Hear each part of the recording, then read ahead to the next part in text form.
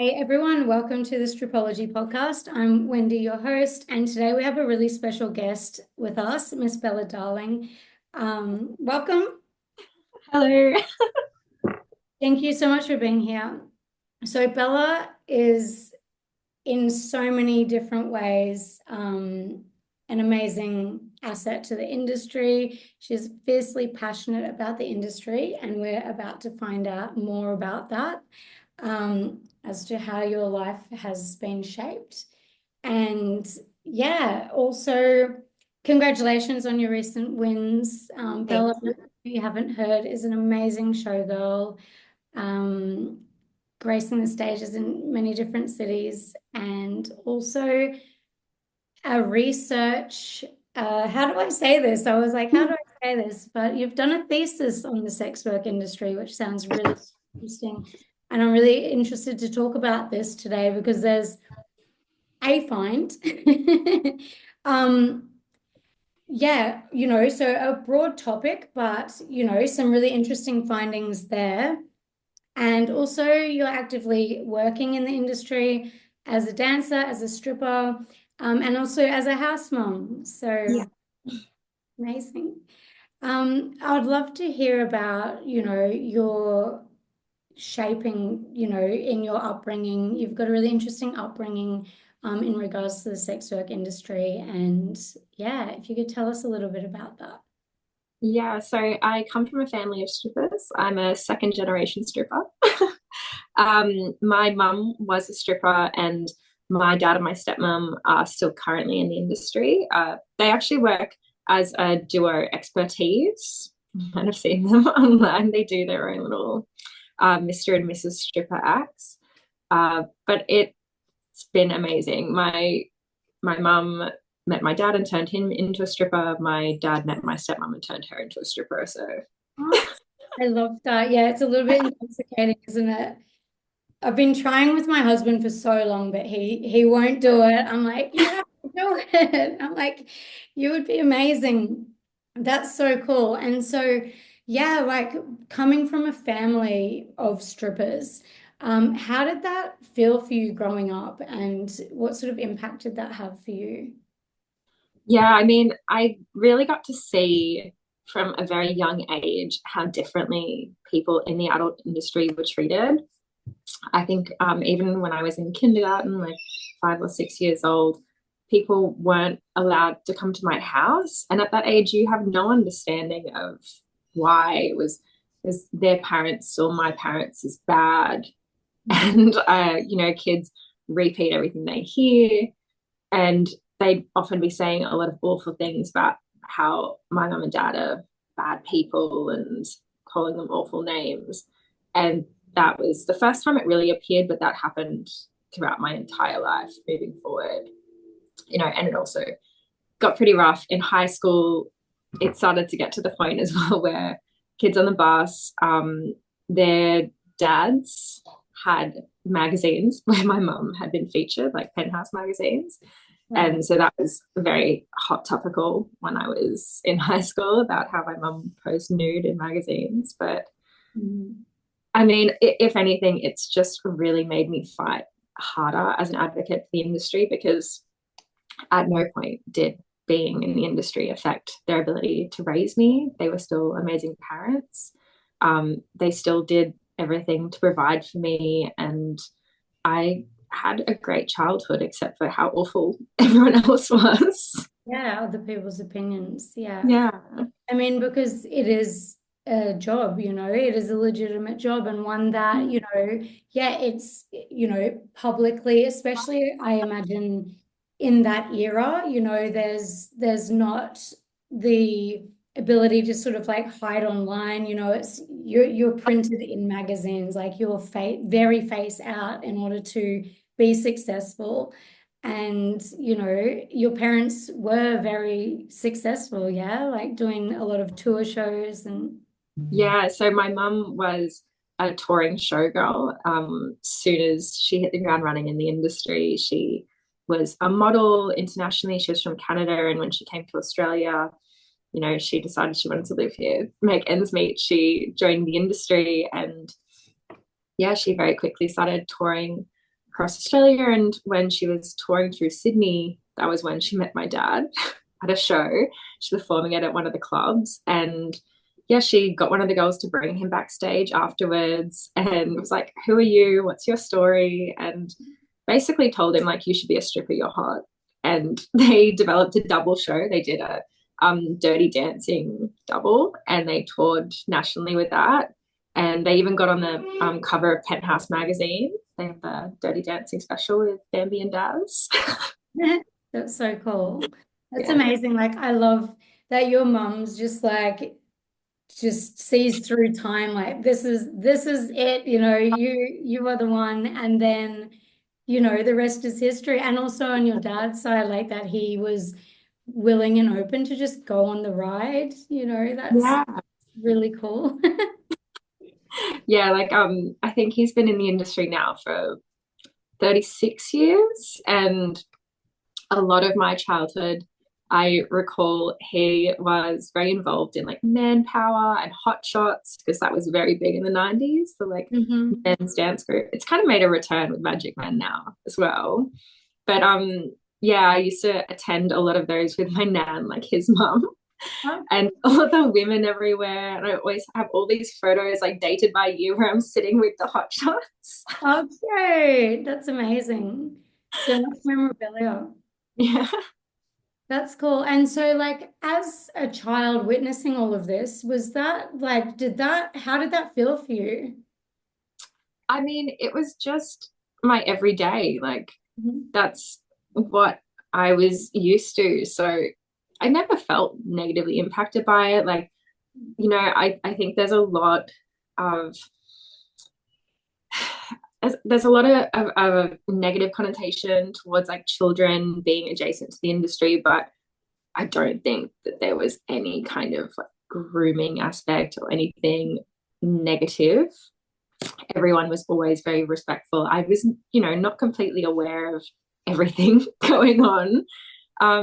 I just loved the glamorous bits. And Mhm. even when I was like 9 or 10 years old, I think my stepmom was competing in Miss Nude in Sydney, and they needed to put me somewhere. So I was in the back change rooms, and I'm just watching all these girls like run out in their gowns and their beautiful glamorous costumes. I'm like, oh my God, I don't know what's going on out there.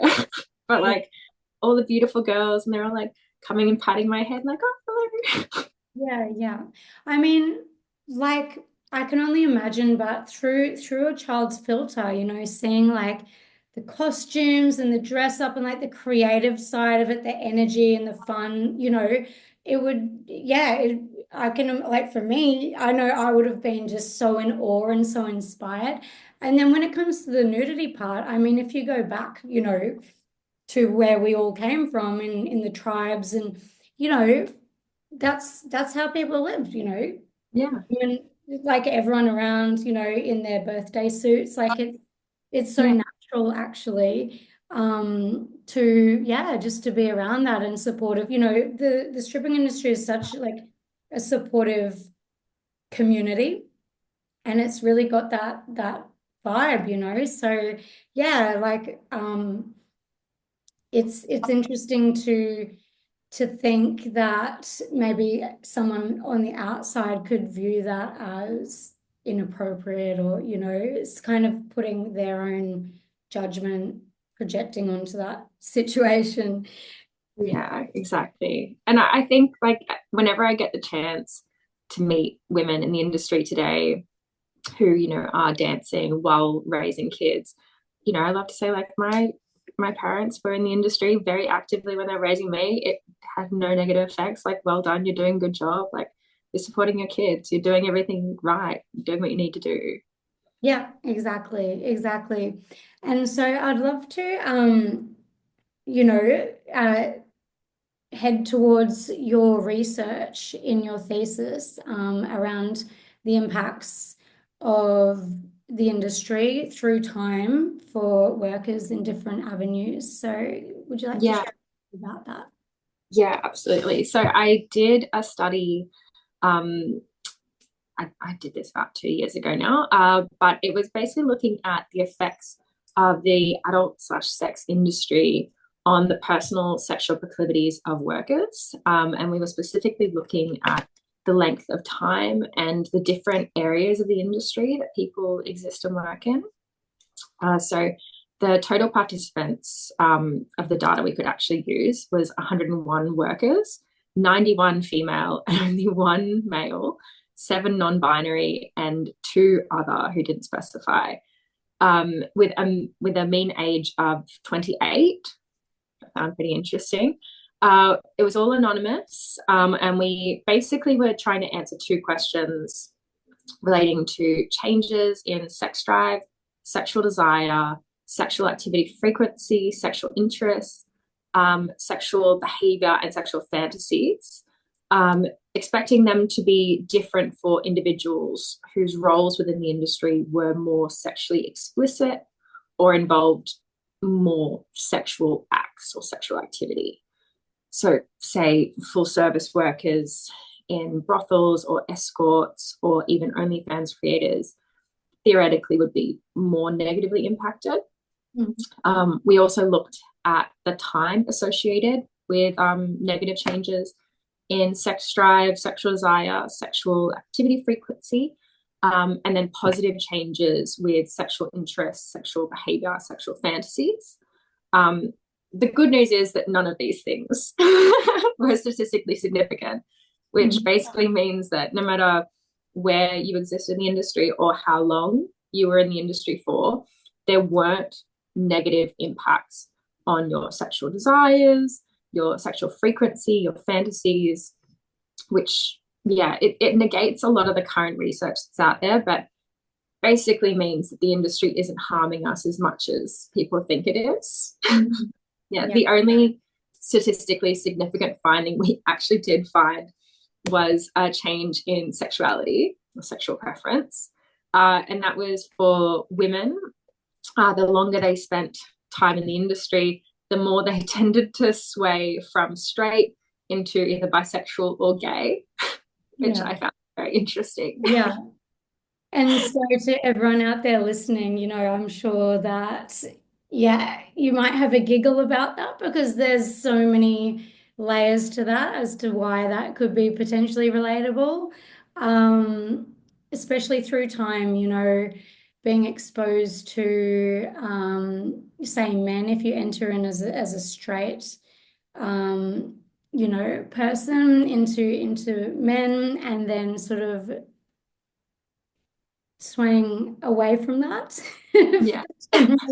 general reasons, and towards being more open. And I can personally relate to that because just so just the compounding effect of the male behavior, the patrons, and then at the same time the awe and the beauty of your fellow dancers doing their thing and just just so much grace and beauty. And it's like you're sort of like we were saying before we started recording, like turning the dial up on the appreciation there and sort of turning the dial down on the appreciation with the general clientele. Yeah, I think it's really interesting, like seeing the realities of men so up close and then seeing the realities of women so up close. Yes, it's true. And just the behavior, the capacity, just so on so many levels. So that's really interesting that that's like the only significant finding, and that, the sex work industry doesn't have any findings of significance with, sexual desire, fantasy, or, frequency, like libido, Yeah. which is really great. And also we're discussing, before we started recording, just the things that we do know that impact sex drive is age, or definitely stress around finances and just general pressure from work, that's got a huge impact on people's libido. And the sex work industry has the benefit of working at your own pace, you know, um, things like that, you know, working in ways that you want to work. Whereas sometimes in traditional, you know, other careers, you might have, you know, deadlines and pressure and you must do this and, you know, all these things. And, you know, just that kind of like general drowning in, you know, like life. That the sex work industry kind of, you know, it gives that element of freedom, you know, generally. But I want to switch a little bit with that point to, you mentioned when you personally entered into the industry and also your mum as well, like there was a bit of a theme there, and then how the industry shaped your life as well. Yeah, I mean, I got into the industry because of financial pressures and financial stress. I've been young and I got myself into a bit of debt, made some silly choices, and I really wanted to get into uni, and it just wasn't going to be a reality until I got that debt down and I had some savings. I was at one point working two jobs, probably 14 hours a day. And then I was dog walking on the weekends or in my spare time and still really kind of just like treading water, like barely making it. So, yeah, when the opportunity came, like, as I said, my family's in the industry, it was always kind of a door that I could walk through. But I didn't really choose to investigate until I was about 23. Yeah. And I was like, do you know what? I'm going to go to Darwin. I'm going to go as far away as I can. I know that I have family, friends up there, and it's going to be safe. And if I hate it, I can just come back and pretend it never happened. And I loved it so much. It was so amazing. It really did change my life. I very quickly got out of debt and I got savings all within 6 months. I was able to apply to uni and get entry, and it was, yeah, it was a real whirlwind. Within 12 months of starting, my life had completely turned around. I was in a whole new position. I was probably the least stressed I'd ever been. Yeah. And yeah, it really opened up a lot of doorways for me. I saw myself leaving after a certain period of time, but I just didn't want to. I loved it. And there was a supportive network of women around me that I'd never really experienced before. Like the support system within the industry is like no other that I've experienced. Yeah.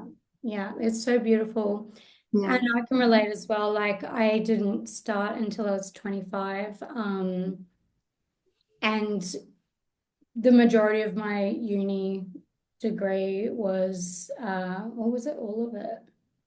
Yeah, in the entirety of my uni was I wasn't in the industry and I was struggling, you know, at times no house to live. Obviously, I've talked before about, you know, domestic violence and, you know, just week to week, some days just being like, well, I don't have money to eat.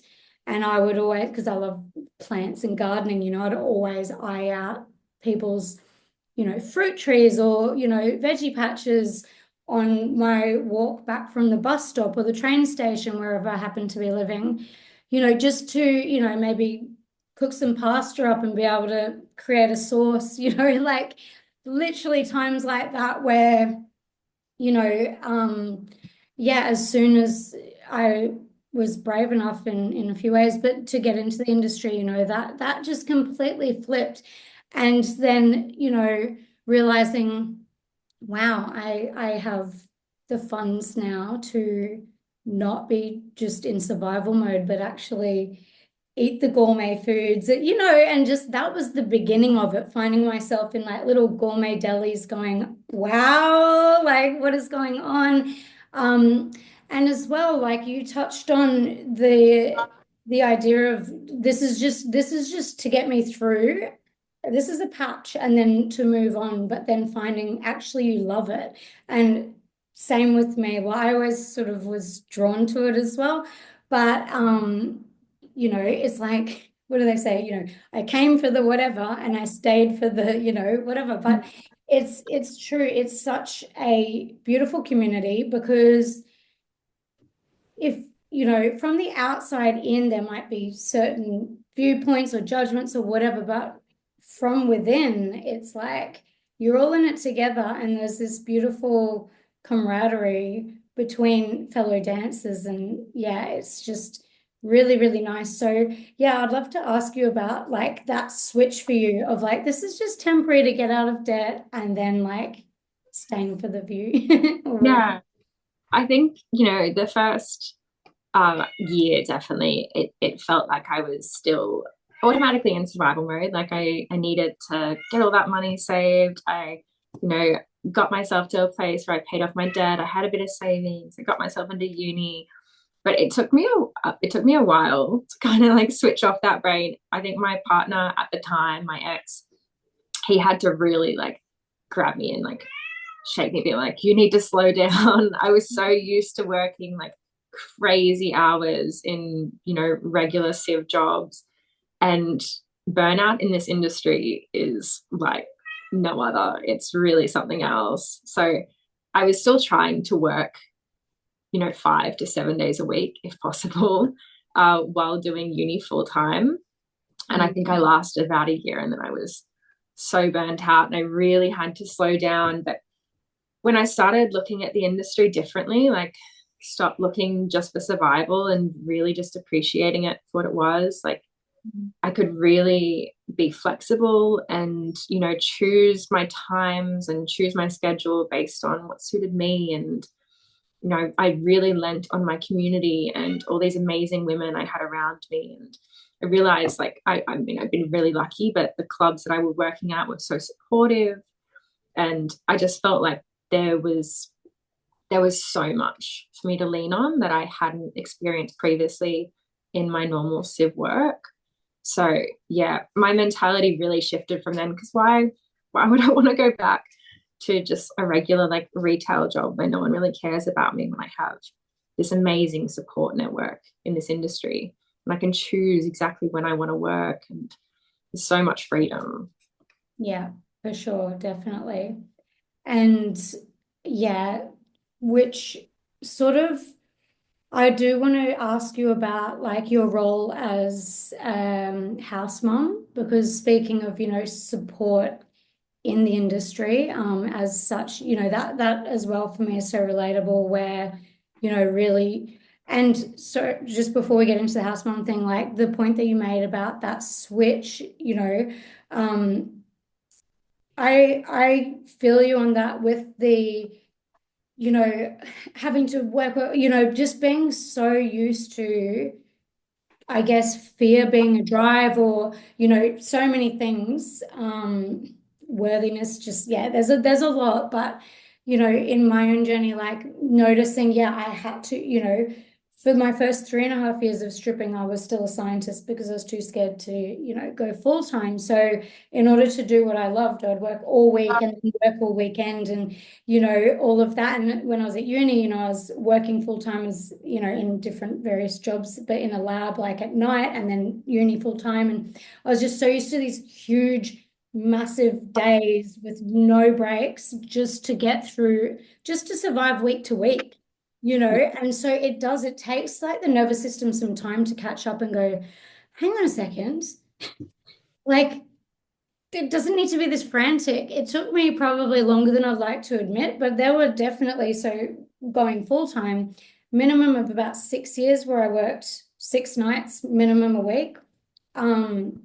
So just flat out before I could even give myself time to breathe and go, actually, like, there's no tiger chasing me, things are comfortable. And yeah, it is this adjustment period, which is really interesting to realize like the industry is not going anywhere.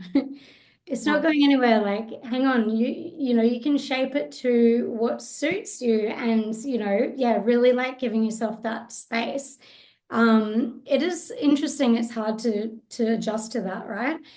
Um, and even accepting, feeling the support when you haven't felt that before. And so, yeah, your role as a house mom, like how does that work and what does that actually look like?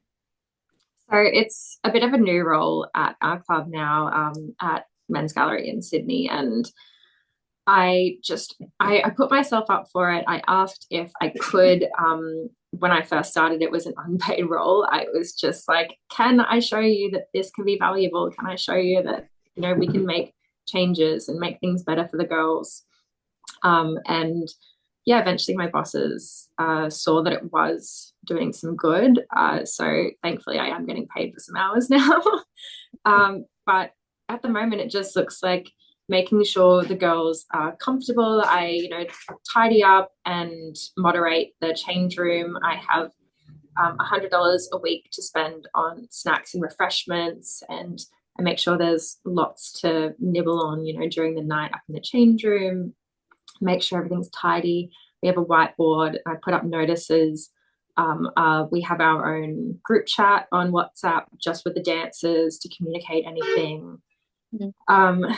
I am also looking at starting to host some dancer meetings. The management have, tried to communicate some stuff in the past, but they thought it might be easier just to do it dancer to dancer. So I'm going to start looking at that. And I've also started organizing some monthly parties. So we just had our 80s fluoro flashback party, which was really fun. Oh, Like lots of black lights and fluoro balloons, and everyone dressed up in like fluoro slash 80s gear. We had a couple of showgirls perform, and yeah, just something to get the vibe up and really like boost morale, which I think it significantly did. So I'd say that it was very successful, and going to keep planning them in the future. And yeah, just trying to make it a more pleasant place and make sure that girls feel really supported. And, if they need anything, if they need to reach out,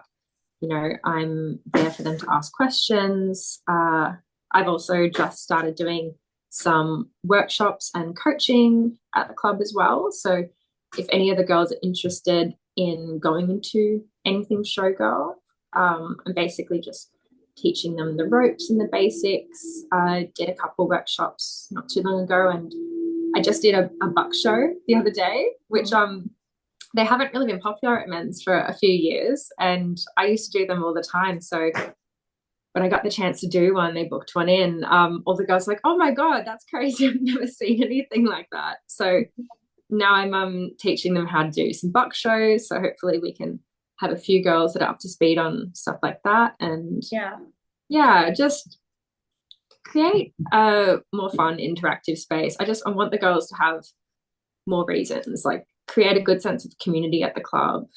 yes, for sure. I love that. That sounds so fun. I know in men's in Melbourne, they do buck shows bookings, and Yeah. it's super fun. And there's, certain dancers trained, and, it's good because it's a go-to venue. If there's a bucks party, I know when I watched my husband, trying to plan his bucks, and it's kind of like, like what, and so it's good to just, not think and just have a place to go to. That's really cool. And yeah, like something that I do find, and I speak with a lot of people around, is sometimes when clubs say there's like a quiet patch or something, or say, just things aren't flowing as well as they could be, there's kind of like incentives, and I find a lot of strip clubs kind of go down the route of like, punish, it's like the stick rather than the carrot.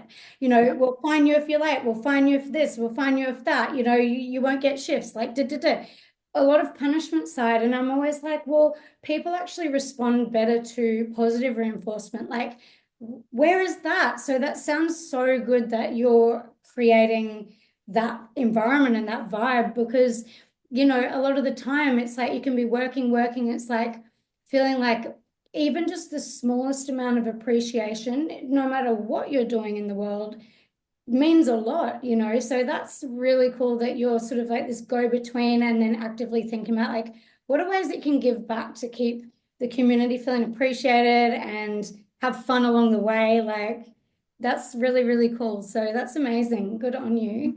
Yeah, it's been great. Did like we do best dress awards for the parties as well. So like Oh, whoever's putting in the most effort and really going all out, they win like a little cash prize. And it's great to incentivize these things, because there's no point punishing everyone and be like, oh, you'll get fined $50 if you don't come in a costume. You're better off offering a nice reward. The girls do get more into it, and they don't feel like they're made to do it.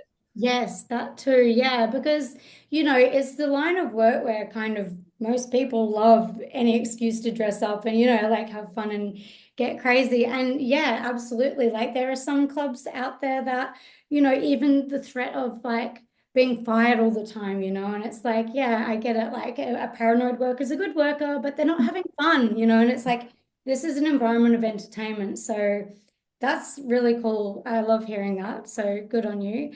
Um, yeah, and then just finally, I'd love to touch on your showgirl experience, and like you just mentioned, giving back and helping others to learn that skill because that is a whole world of its own, something I know nothing about personally, but I do know that there is so much work that goes into it. So, yeah, how is Um, that for you?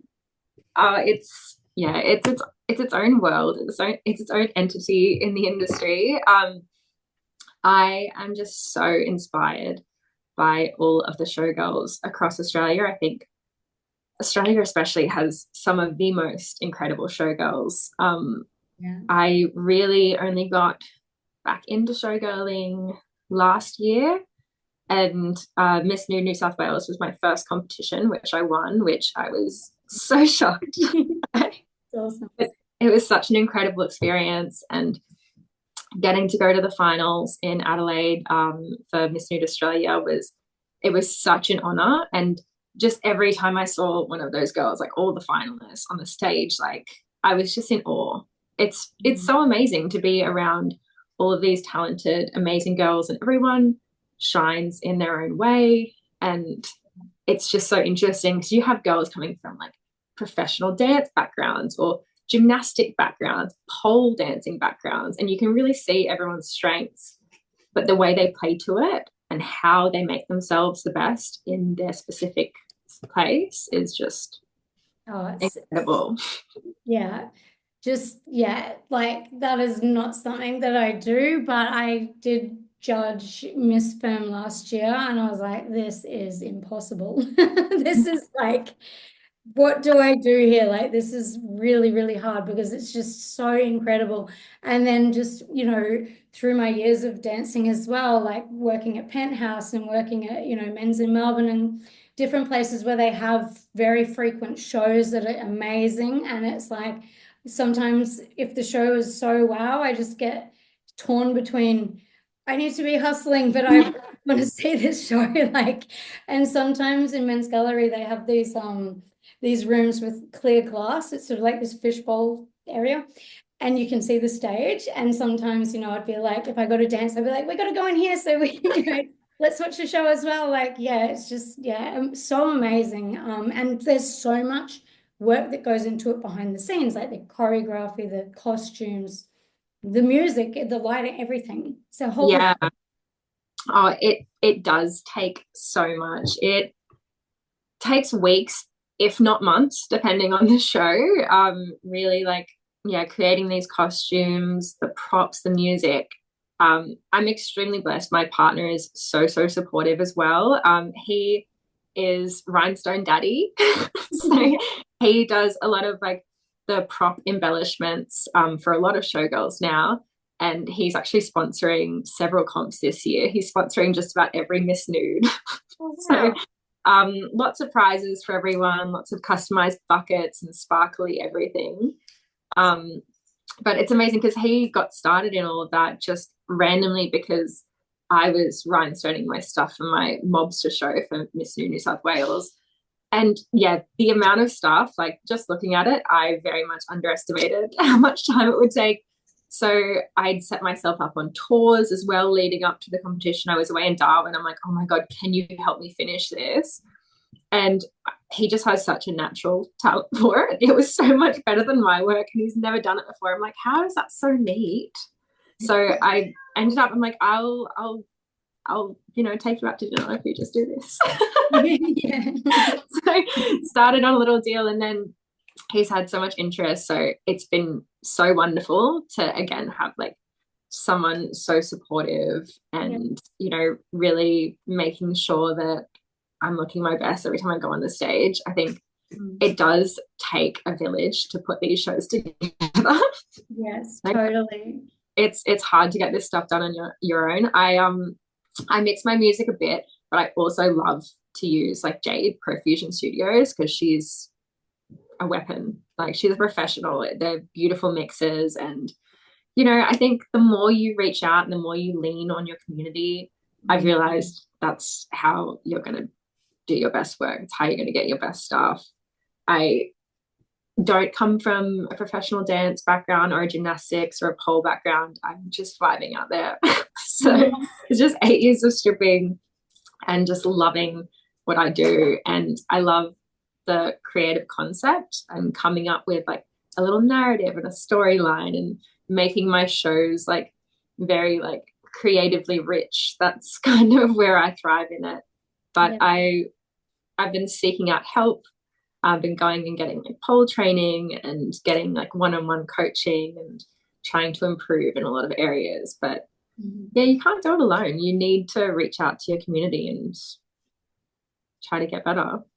Yeah, definitely. That's like with any passion, it starts to unfold into sort of like a rabbit hole and, saying like, oh, maybe I could like improve my pole skills a bit. Okay, branching out there. And then with delegating things that, okay, maybe like it's time consuming and someone can do it better, and then you can focus on what you love, and so it's like, yeah, like a whole array of people doing their thing, that they love doing and that they shine with doing, like with your music mixing. It's like, yeah, you could sit there and do that, but how about someone that's their talent and that they love doing it? Like, then that energy gets to be added into the show as well. And like Rhinestone Daddy, doing it neatly. So he can be doing that while you're focusing on whatever it is that you want to focus on, with the show. So yeah, it's super cool. It's definitely a whole world. I can't even imagine how you guys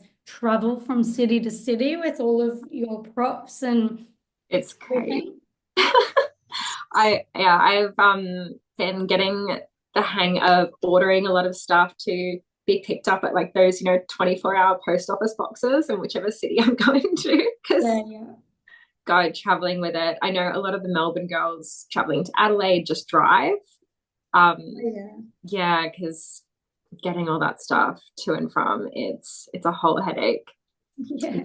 The bigger the stage, the bigger the competition, the more they really want you to like set the scene. It's like we're setting up a play with all of our like stage dressings. Yeah, definitely. It's a whole production. It's like a theater, like all of it from the entrance, like I've seen some wild wild entrances and just yeah, all the things that go on.